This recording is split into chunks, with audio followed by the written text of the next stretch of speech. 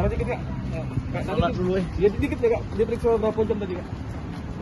Masih jalan Kak? Kak, masih jalan. terkait anggaran dana hibah Kak ya? Bukan, anggarannya. Apa Kak? Aku yo perda masjid. Jaya Kak ya?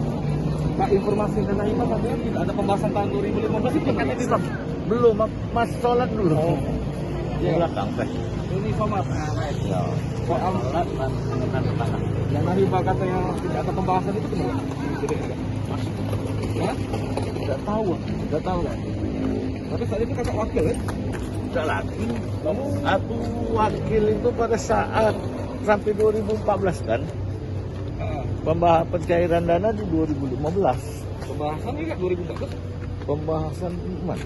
Yang 2015 yang 850. Ya, kalau 2015 pembahasan anggaran 2015. Oh. Jadi kakak tidak ikut ya? Tidak ada melok.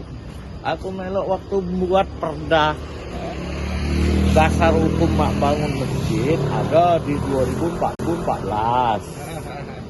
Kemudian pencairan dananya kan 2015. Bapak tidak lagi Pak? Nah, aku lah tidak lagi. Kalau raperda tuh menurut kakak kayak mana Kak? Biasa wae dasar hukum. Peraturannya Kak? Iya, peraturan mah nak kami nak buat masjid. Masjid ini menggunakan APBD, APBN, bantuan pihak ketiga, aturan standar itu. Tua ya? Nah kalau teman kakak sebagai tokoh Sumsel yang juga Ngaku.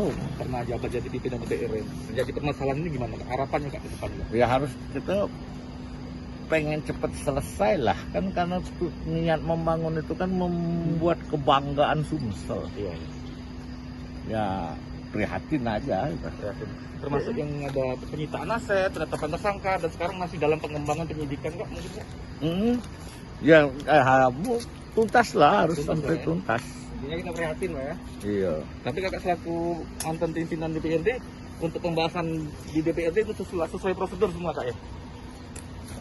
Sampai dan sepengetahuan aku sesuai dengan mekanisme. Oke, siap. Kalau dari pemerintahan nggak tahu nggak itu? Tidak tahu karena Kreatif, ya? mereka yang mengeksekusi sih, karena mereka yang memfollow up ya. Anu di mana musola?